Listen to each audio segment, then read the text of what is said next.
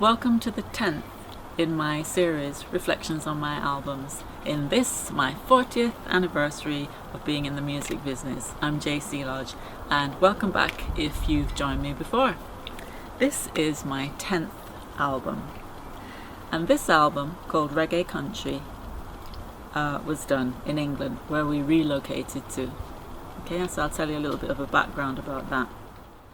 In 2001, we happened to meet Danny Ray at a studio in Kingston, and in talking we found out that he was like a right-hand man for Mr. Palmer of Jetstar in London, and at that time we had been considering relocating to London in 2001. So we ended up in London, and of course we linked up with Danny and met Mr. Palmer, and we met Fitz Wizard Blake, fantastic engineer, and they came up with the idea of me doing a reggae country album.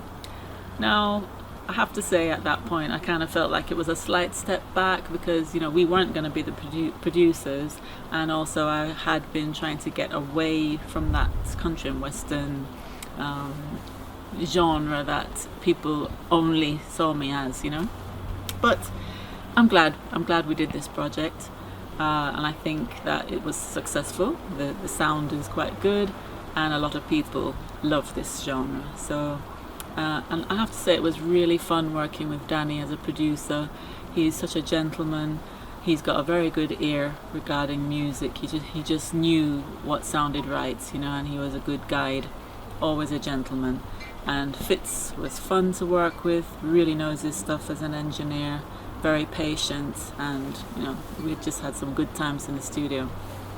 I also got to meet some great London-based Jamaican musicians like Bubblers, Carlton, Bubblers, Ogilvy. Alright, so he features a lot on this project.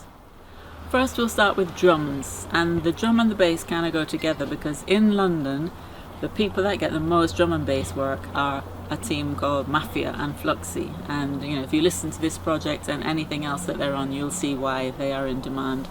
So drums is Fluxy, that's Dave Haywood, but everybody knows him as Fluxy, and bass is his brother Mafia, Leroy Haywood. Great team and great guys. And on keyboards, as I mentioned, Carlton, Bubblers, Ogilvy. And when I say keyboards, I mean he plays everything that's not the drum or the bass or the guitar. Okay, so everything was him. This was a very small, tight team. And on guitar we had Darren King Cash. I've also seen Cashta, so I don't know which name he prefers, but Darren King Cash Davidson, and he was from the Rassites band that did a lot of touring here in Europe. And on BVs or harmonies, Sharon White, Bev Brown, Don Campbell. Now Don Campbell is a big artist, great voice. He does production as well, and I was privileged to have him sing harmony for me here on this project, and myself. For this project, Danny said to me, let's get together a selection of country and western songs that we could cover. And I thought, oh, here we go, cover songs. I'm not going to get any originals on, but I did manage to get 2 originals on, and he gave me the chance to at least select the songs that we covered. And I think, between all of us, we came up with some good choices, some that are very familiar and loved, and others that are completely new. I mean, I'd never heard them before, but I just thought, wow, these are good songs, and I'd really like to interpret them. Yeah, so of the 2 originals that were included, I wrote one, Another Bill, and Errol wrote Stalemate. And the thing about Another Bill that I like is that it's not a love song, so I don't only sing love songs, and as the name suggests, it deals with how bills are a part of life, and we just have to deal with them until the day comes when we no longer will be dealing with them because we won't be here anymore.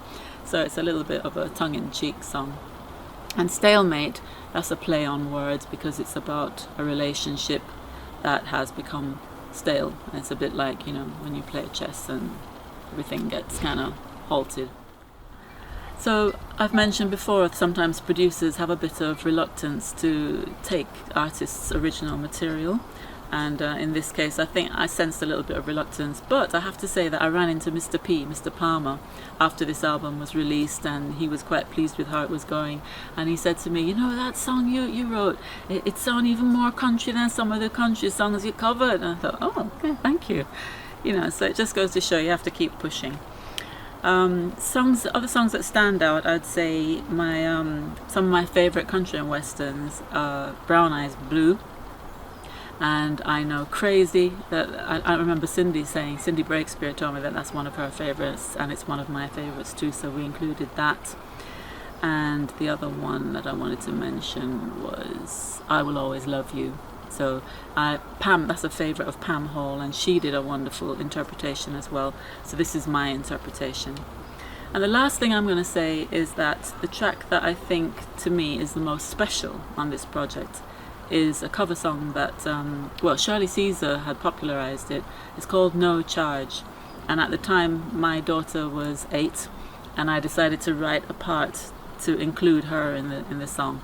And I think she did a really good job on it, and I'm very proud of that one. So give that a listen. You know, I think it's quite something that all parents can relate to, and quite touching. So try it out. Number 10, Reggae Country.